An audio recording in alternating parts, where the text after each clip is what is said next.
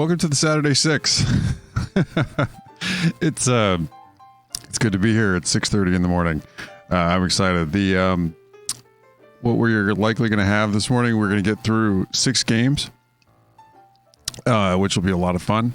I'm going to throw up 3 minutes on the clock to cover the games, and you'll be able to see the countdown timer. Hopefully it'll help us get through them in a timely manner. I don't think if we took how we did last week on getting through game by game, I don't think I did a really good job of sticking to any particular time limit that would have actually kept this in a short show that you could watch. So today, we're definitely going to endeavor to do that. So we're going to get through 6 games. We'll walk through, not necessarily in order of excitement, but there's some really good games this week, I think, to keep an eye on, leading off with our first game today. And let's go ahead and jump into it. The first game we've got on the docket is Louisiana at Iowa State. Louisiana comes in at number 72, projected in beta rank for the year. We think that's actually a little under projection. Billy Napier, I think, really has the Raging Cajuns rolling. He just hasn't had a long enough time in there, at that job to really have them ready to go. As far as the projection goes, I think that the projection's underrating them a little bit, particularly in coaching and development for where Napier had them last season. So in this game, Iowa State comes in, however, projected pretty well at number 26. Their offense finished out last year at number 35. These are last year's numbers for the offense and the defense. We do have the offense coming into this year for them, projected at 29 overall. So a little bit of an improvement we're expecting for this offense. But what they were good at last year was their play efficiency number, particularly putting up yards per play, controlling for opponent and field position. Really big run pass split when you have Brock Purdy. That makes a lot of sense. Number 8 overall in effective pass, number 107 in effective rush. We do expect them to come out throwing the ball. Last season on defense, the Cajuns were decent. They were a good group of 5 defense, number 65 overall in beta rank. Where they excelled was drive efficiency. They didn't give up long drives for points, but they struggled a little bit on some of the other ones. Negative drives, not getting enough 3 and outs. Their explosive drives at number 72, certainly something to work on. Not a big run pass split. Something to keep an eye on is they have a new defensive coordinator stepping in. Patrick Toney, their old DC, is off to Baylor, I believe, to be the defensive coordinator with Dave Aranda. On the other side of the football, Iowa State had a decent defense last year. Louisiana's offense projects at number 41. Coming into this, we actually expect them to be a lot better than 41. Again, I think that it's a little low on where they were last year. They were just terrific on offense with Billy Napier. Kind of a big run pass split. They were a run heavy team, number 13 in effective rush, 74 in effective pass. Where they excelled was not having a lot of 3 and outs, not a lot of negative drives. Really great play efficiency number there. Where they could really improve would be the drive efficiency number 48 there. They need to put together more long drives for points. Iowa State's defense projects at number 27. We are projecting them to improve. They were really a very good Power 5 defense last year. They were kind of in the middle range. Number 67 in drive efficiency is where they really stunk in particular. They gave up some long drives for points. Not a big run pass split. I think in this matchup, Iowa State, where they're currently projected, comes in with an 84% win probability. I would put that down closer to 70, if not a little lower, maybe in the 65 range, depending on how Louisiana shows up. And as you can see, we're out of time, but we did it. We are going to move on. So let's move on to our next game. North Carolina at Syracuse. This game doesn't project to be particularly close. North Carolina was just terrific last season in Mac Brown's first year. They were at 19 on offense last season under Phil Lembo. I'm that wrong name. Longo. Pete Lembo is the special teams coordinator at Memphis. And this wasn't a typical Longo offense that was a lot more explosive than it was, efficient. So 23 in explosive drives, a little less efficient on their drive efficiency at 39, but, really terrific on their negative drives number at number 11. And that's usually a sign of a reasonably efficient offense there. So not a lot of 3 and outs, 35 in effective rush, 24 in effective pass, also fairly balanced compared to his offense that he last had at Ole Miss. However, I would expect them to lean a little more heavily into the pass coming into this year with Sam Howell. Syracuse stunk last year on defense, number 92 there. They have a new DC, they have a new, OC and DC coming into the season, but a new DC coming in from Arizona State. They have, this number here in particular, the numbers that stand out for them. I mean, they were just awful against the run last season. I mean, pretty good against the pass. So you might see North Carolina lean into the run a little bit in this game, considering how bad, the Orange were at stopping the run last year. Really bad at negative drives, not really getting enough 3 and outs going on, going in that game. The UNC offense projects at 15. The Syracuse defense projects at number 87. Tony White's their DC. He's implementing that Rocky Law and San Diego State 3-3-5. I don't know if they've had enough time to really practice it. This could be a really tough matchup for them, getting an offense as good as North Carolina projects to be. On the other side of the football, North Carolina's defense didn't really take as big of a step forward as we were expecting under Jay Bateman, the former Army DC that came in. Only getting up to 66. That's still a very bad Power 5 defense for them. Where they really need to make strides is on their negative drives, their play efficiency. In particular, they need to force more 3 and outs. They need to control the yards per play or controlling for opponent. And their run defense at number 77 really needs to get better. We do project them to improve, projecting them at number 50 this year. They need to make a bigger step than that, I think, if North Carolina wants to hit some of their objectives coming into the season and really be more of a challenge for Clemson. On the offensive side of the ball for the Orange, Sterling Gilbert takes over. They were number 88 last year on offense.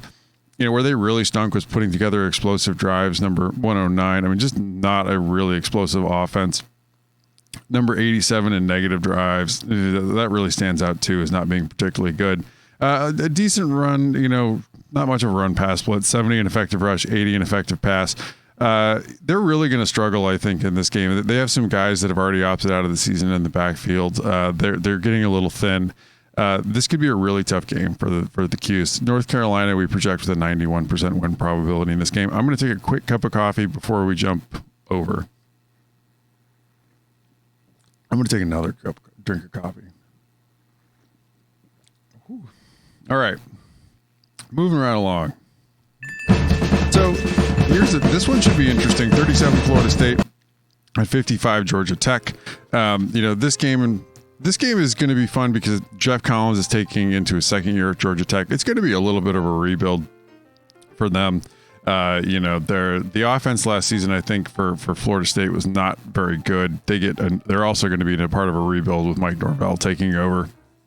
So, this Florida State offense, we do project to improve a little bit at number 65. Norvell is a terrific offensive mind. This could improve more than that. It really keep an eye on how the offensive line is playing for them today.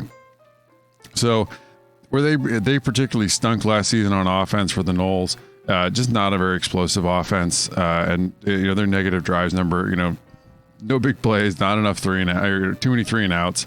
Not a good rushing team at all. Number 85 in effective rush, 49 in effective pass. I think both of those numbers could really improve with Norvell at the helm. Georgia Tech last season was a really bad Power 5 football team. We do expect them to bounce back. It's a bit of a rebuild from where they were with Paul Johnson into new systems with Jeff Collins.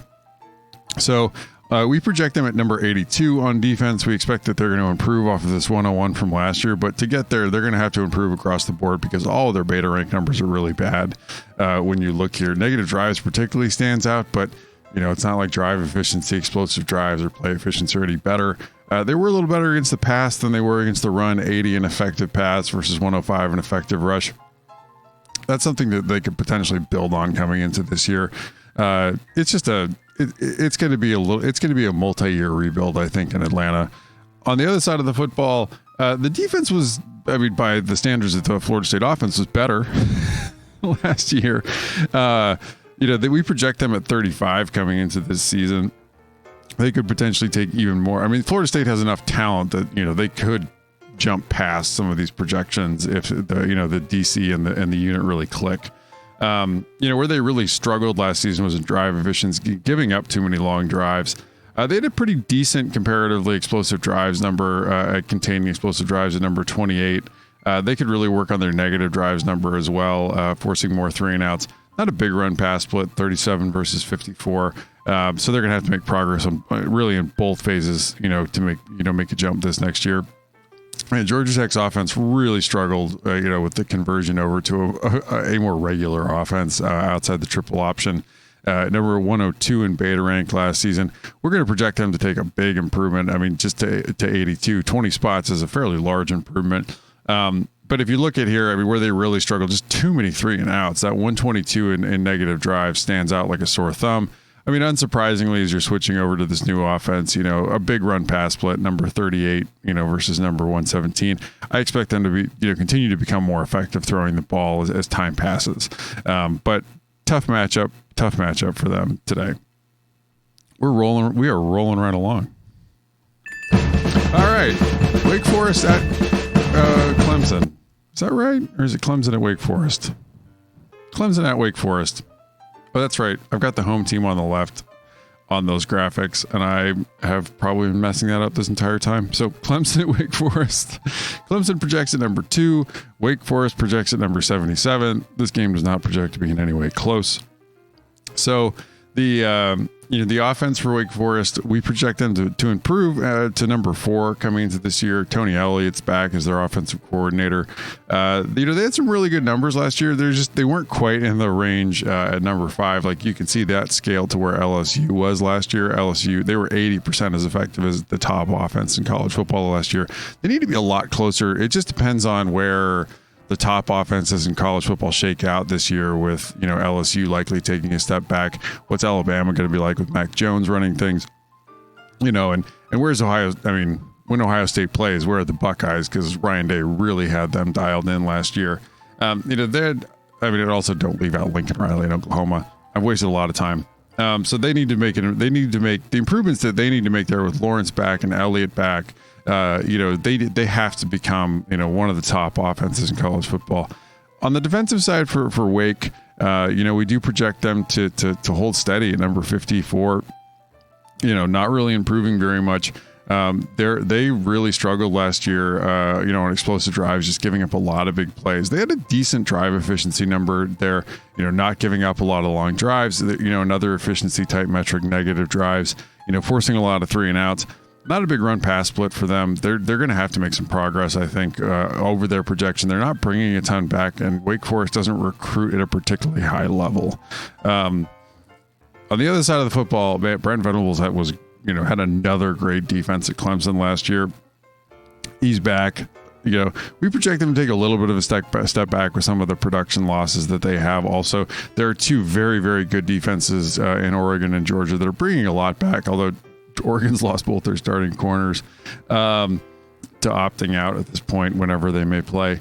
So this defense, they were just, if you look through here, it's almost like competence porn. They're incredible at all of these metrics. I expect them to hold right around in a lot of these ranges. For Wake Forest on the offensive side of the ball, they were a total mess last season. We project them to take a little bit of a step back, number 85. And Jamie Newman is not going to be here, which the model doesn't even see. He was injured a bit last season, but this offense stunk. They have some significant work to do, I think, to get this going again. I'm not sure that they're going to be able to do it, certainly against this Clemson unit, but they didn't put up enough big plays at number 96 there. Big run pass split without Jamie Newman. I don't know how much you want to lean into that. This could be a really tough game. Clemson's got a 95% win probability in this game. I also forgot to tell you the win probability for Georgia Tech Clemson. It's FSU with 65% win probability. Moving on to number 5 in the Saturday 6. So this is a really, really fun. I am so excited for this game. I think your eyes should, if you were to put down games you should watch, it's that Iowa State game against Louisiana and this Western Kentucky Louisville game. So Western Kentucky was actually the better team last season versus Louisville. But this year we have it projected, with Louisville is a little bit better than Western Kentucky. I'm excited. This Western Kentucky offense, We have them only projected at 82. I think that's a little low. They haven't quite taken into account where the Hilltoppers have been finishing out on a lot of things. I would keep an eye on that. They are losing their QB. They do have a Maryland transfer coming in. He wasn't particularly good in a lot of the tape grades that people had on him, particularly Pro Football Focus had him as quite low. So keep an eye on what quarterback looks like for the Hilltoppers. But where they really need to improve offensively is number 88 in explosive drives. Not enough big plays. Real big run pass split. I expect them to continue to lean into that a little bit. But this offense, where they were efficient last year, was the drive efficiency, number 44. Louisville was, Satterfield's first season last year was very offense heavy. And it was also, the record was driven a little bit by the ACC not being very good.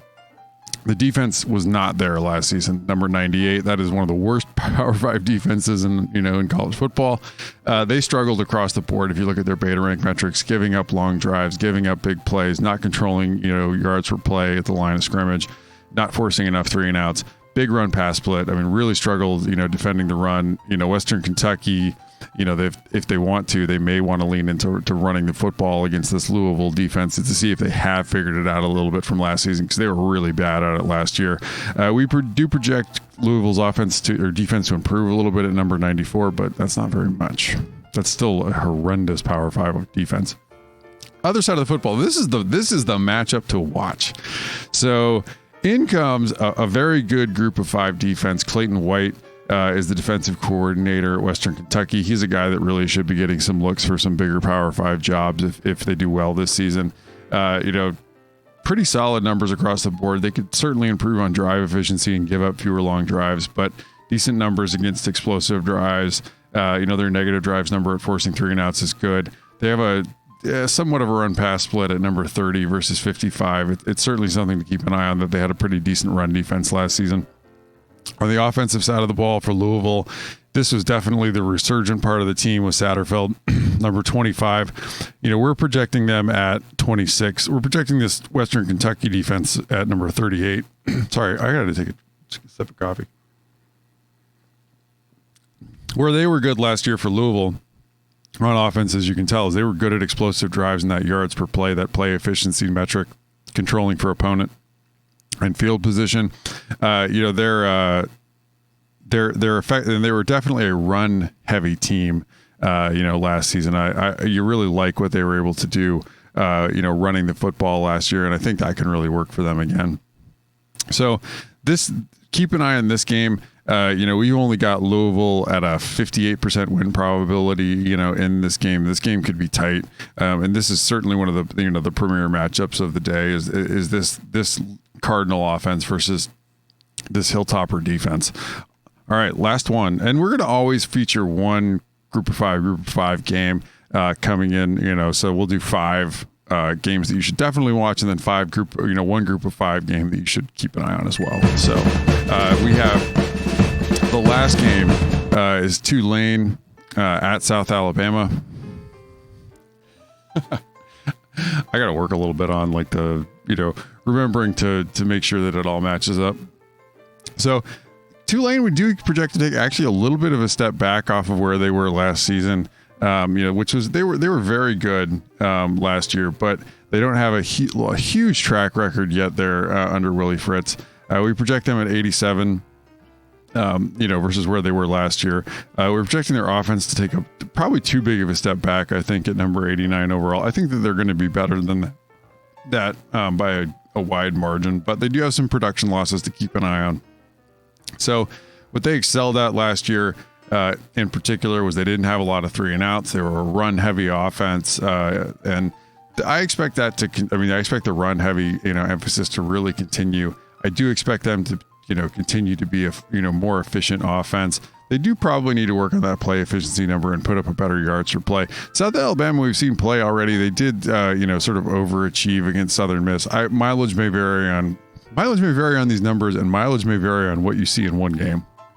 So Southern Miss had some significant opt-outs in particular, but I do think that from what we saw, South Alabama did look a little. It's really hard to gauge, but they look a little better than we were expecting. We expected this defense is actually going to take a little bit of a step back. We project them at 113. South Alabama doesn't recruit terribly well. They don't have a mountain of production coming back. Where they really struggled last season was at, forcing 3 and outs, and their other, big efficiency metric in the drive efficiency at number 95 there. So I expect Tulane to have a pretty big advantage on this side of the football. On the other side of the ball, the Tulane defense was actually pretty good as well. We project the defense to continue to be good. They bring, a decent amount back on this side of the ball. We're projecting them at number 58 overall. That's a good group of 5 defense. So this, where they really excelled last year was on their drive efficiency metric at number 48 and their play efficiency metric at number 32. Pretty decent run pass split, better pass defense than run defense, number 41, and effective pass. South Alabama does not, throw the ball particularly effectively. And we definitely saw that a little bit in that game against Southern Miss.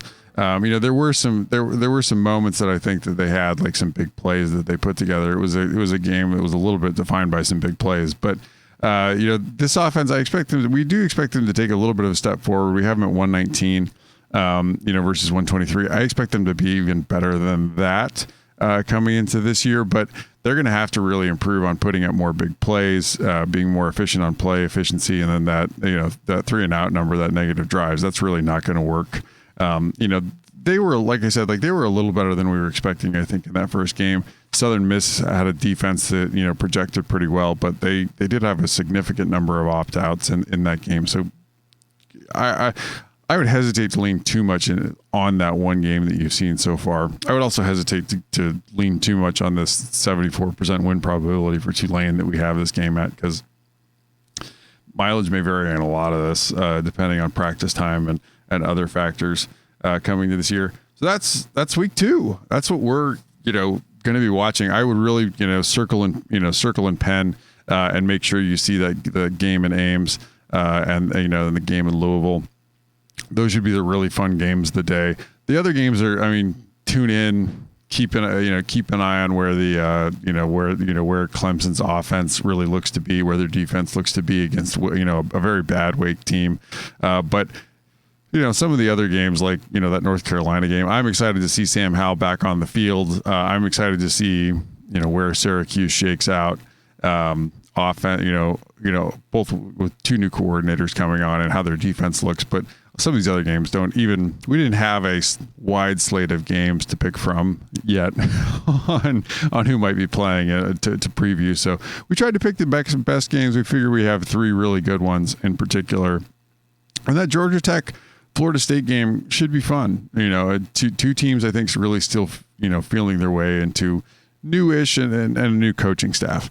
So here's the other update. I'm going to make a run at attempting to update beta rank for the first time. You don't update beta. There's no point in running a model on a handful of games we've had up to this point.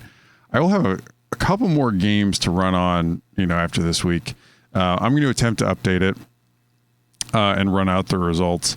It will likely, as I recall, we just drop teams that haven't played games yet, which gives me some hesitation, because then you'll have to actually go look up what the win probabilities are for the SEC games that are going to be played at the end of the month.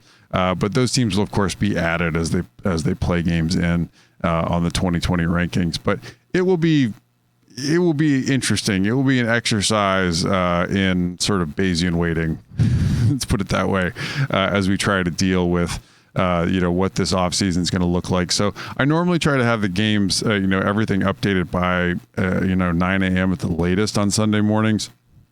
I in particular like to measure myself against Vegas's numbers that come out on Sunday morning, so I try to beat them out so that I never get accused of incorporating their numbers into my model, because I don't. It is purely my math and data going in, and so I'm excited to update beta rank, see what that looks like. I will try to have that updated tomorrow, with some numbers to incorporate some of the game data of what we've seen up to this point, and then really going forward, we'll try to have a Sunday morning data update. So keep an eye out for that. I'm not going to have a show or anything about that, but thanks for tuning in to the Saturday 6. I should have this up on YouTube pretty quick. We've managed to keep it to 25 minutes, which is maybe a little longer than I wanted to go, but have a great day. Enjoy watching some college football, And we will see you next week.